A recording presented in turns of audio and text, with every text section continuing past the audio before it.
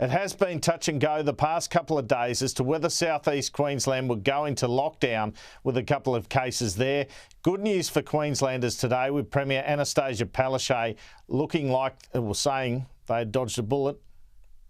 I know a lot of people were coming up to me on the weekend concerned about whether or not we were going into a lockdown, but we got less risk now. It's easing.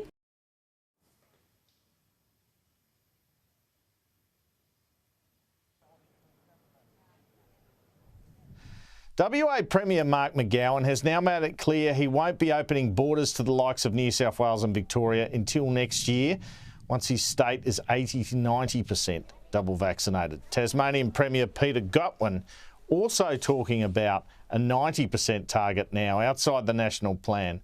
But I wanted to play something Mark McGowan told me a couple of weeks back that we didn't play at the time, cutting the interview for time. We know New South Wales Premier Gladys Berejiklian has spoken about home quarantine, replacing hotel quarantine for overseas travellers at 80% double vaccination. Well, the WA Premier indicated in his conversation with me he could scrap hotel quarantine mid-next year. So there is light at the end of the tunnel for those Australians who have family in WA, it seems. We just need to get more vaccines so we can roll more out. And I would expect, I can't guarantee it, but I expect we'd get to 80% around the end of this year, perhaps early next year. Just on zero COVID again, do you see people coming from overseas hotel quarantine as a thing that will be with us for years? You'd want to see arrivals from overseas hotel quarantine? No, eventually that won't happen.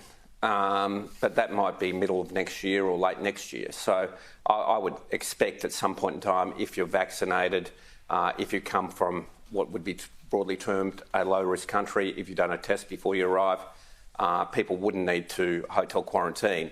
But that would be, I would expect, sometime next year.